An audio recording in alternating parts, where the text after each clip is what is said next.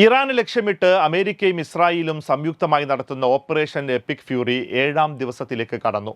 ശനിയാഴ്ച ആരംഭിച്ച ആക്രമണങ്ങളിൽ ഇറാനിൽ ഇതുവരെ 1300-ലധികം പേർ കൊല്ലപ്പെട്ടതായാണ് റിപ്പോർട്ട്.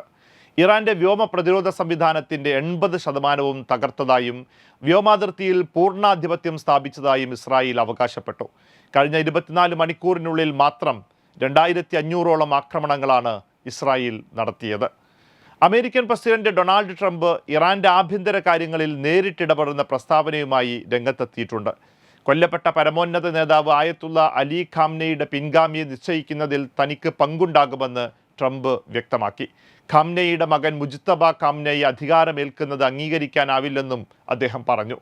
എന്നാൽ അമേരിക്കയുമായി യാതൊരു ചർച്ചയ്ക്കുമില്ലെന്ന് ഇറാൻ വിദേശകാര്യമന്ത്രി അബ്ബാസ് അരാഗ്ചി വ്യക്തമാക്കി. തങ്ങൾ ആക്രമിക്കാൻ വരുന്ന അമേരിക്കൻ സൈന്യത്തെ വധിക്കുമെന്നും തടവിലാക്കുമെന്നും ഇറാന്റെ സുരക്ഷാ കൗൺസിൽ സെക്രട്ടറി അലി ലാരിജാനിയും മുന്നറിയിപ്പ് നൽകുന്നുണ്ട്. ഗൾഫ് മേഖലയിലും സംഘർഷം വ്യാപിക്കുകയാണ്. കുവൈത്തിലെ അമേരിക്കൻ എംബസിയുടെ പ്രവർത്തനം താൽക്കാലികമായി നിർത്തിവെച്ചു.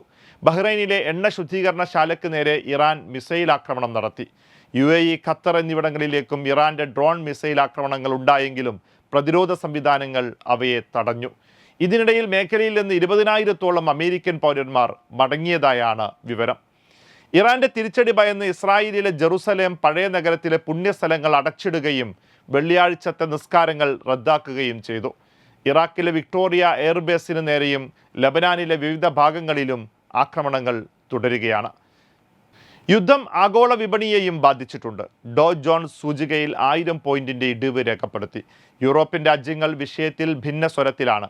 ബ്രിട്ടനും ഫ്രാൻസും സൈനിക നീക്കങ്ങളെ പിന്തുണയ്ക്കുമ്പോൾ ജർമ്മനിയും അയർലൻഡും നയതന്ത്ര പരിഹാരത്തിനാണ് ഊന്നൽ നൽകുന്നത്. Waytonikah.com, the exclusive Muslim matrimonial site.